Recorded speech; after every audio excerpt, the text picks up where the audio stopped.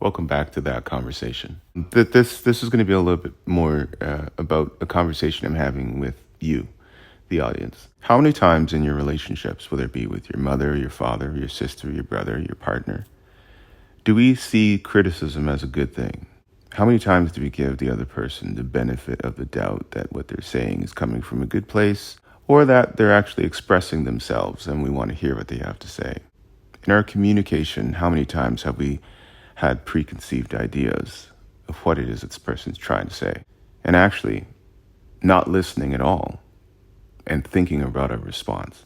You know, on this radio show, we have the privilege of speaking about things that happen in society, Cumberland County region, Nova Scotia at large. Facebook, social media, all these things were probably meant to be good things.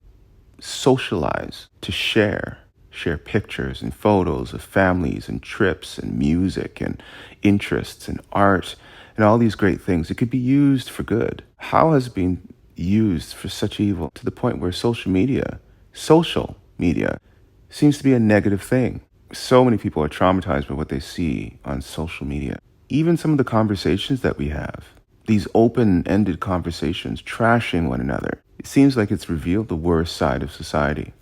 But there's still that option for good. And so that's in our hands. It really does depend on us and what we want. And we're going to be forming this new society. Society isn't just formed on its own. We dictate what that is. We decide how we use it, how we mold it, how we shape it, and what it becomes, all by the dictates of our mind, by our thoughts, and by our deeds. And so I would say, please, if possible, be positive with these conversations that we have. Allow someone to speak. Give them space and time in our conversations, in our kitchens, in our living rooms, in our workplaces. It's better to have dialogue, because if we don't have that, and if we don't listen, if we don't communicate, then unfortunately what's going to happen is we're going to have to fight. And there has to be a winner and a loser. And in those conversations and in those situations, everyone loses. It's just a thought. All right. So, Julian, we were just discussing fear of opinion, right? The freedom of opinion and the fear of opinion, and how that translates in our society and our relationships. And I just wanted to just on the recent events and how things have been unfolding, how people have been reacting. I wanted to know what you see in society right now when it comes to the freedom of opinion and the fear of opinion. Mm. At this moment, I think what I have experienced, been hearing is that, and my own experience is there is fear to speak. There's fear to speak, and I don't think that's new, but I think it's very heightened right now, just because of the way that the world is clashing, people's opinions are clashing in our personal lives as well as our political lives, to be honest.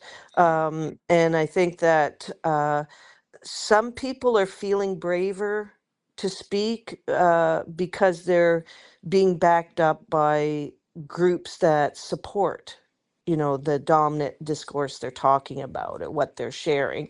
And then for others, they're being kind of pushed to the side. And so their voices are starting to be less open. They're guarded, they're watching what they're saying, for fear of backlash Mm, and fear of people coming at them for their opinions of their experiences. mhm. Yeah, and unfortunately, that dominance, right? Whether it be whatever side, whatever color, Mm. is uncomfortable, right? Because there are real consequences sometimes to sharing your opinion or even standing up for yourself. Like Yes. even in our relationships and our coupledoms, at work, uh, there's a part of us that wants to be able to express how we feel, even hopefully in a constructive way. But even if it is constructive, there's no guarantee that there won't be a consequence. So that fear, living under that fear, Yes, yeah. is really difficult. And I think too that like in our personal relationships, we've kind of built this way that we have to have proper speak, that we are supposed to be so eloquent, able to debate our positions. So even if we speak up and just say, this isn't for me, or I like this, but I prefer that, this is what I would like to be doing, I think that that's become a very shaky ground, because the only way we seem to be able to have differences in our conversations is to debate and to win or lose. So that becomes such a tight, limited conversation that people, especially if you're talking about emotions or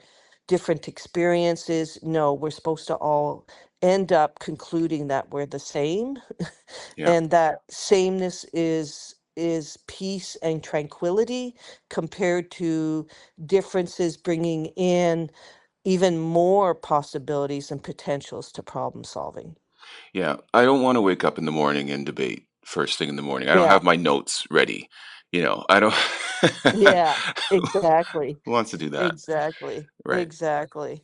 And it seems quite urgent, doesn't it? Like when you say that, like when we wake up and I'm just getting an image of when I was a young woman and a mom and my partner and and all the decisions we even had to deal with in the first 2 hours of a day with children, right? Hmm. And going to work, and how tense and demanding those times were about shifts in families, like right after work, Hmm. coming home, how are we going to get supper on, what do the kids need, what do we need?